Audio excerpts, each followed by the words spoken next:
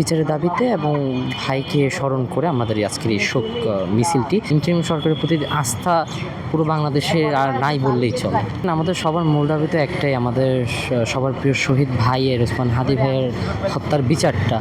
এবং যেটা মার্সিয়া মিছিলটা, এটা হচ্ছে শোকগাথার মাধ্যমে যে মিছিলটা করা হয় সেটাকে আর কি মার্সিয়া মিছিল বলা হয় বা শোকগাথার মিছিল বলা হয়, সেটাই মূলত।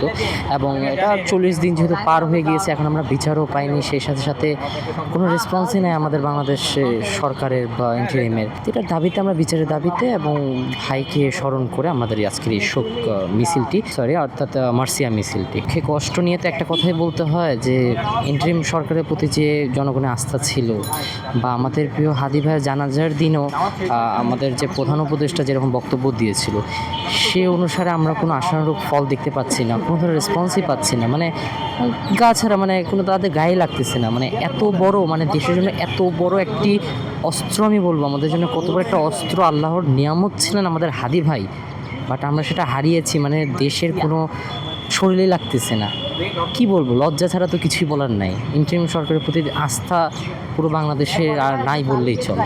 সুবিধার বিষয় কি বলবো, হয়তো অনেকে সুবিধা নিতে চাচ্ছে। দেখেন, সুবিধার বিষয়ে যদি বলি, যারা সুবিধা নিতে চাচ্ছে এটি বলতে পারি যে সুবিধা নেওয়া ঠিক না। কিন্তু এছাড়া দেখেন, হাদি আপনার না, হাদি আমার না, হাদি সবার, ঠিক আছে?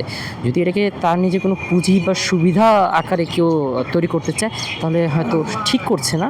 কিন্তু কথা হচ্ছে হাদি সবার, সবাই হাদিকে ভালোবাসতে পারবে, সবার অধিকার আছে এই হাদি আমাদের শহীদ ওসমান হাদির উপরে।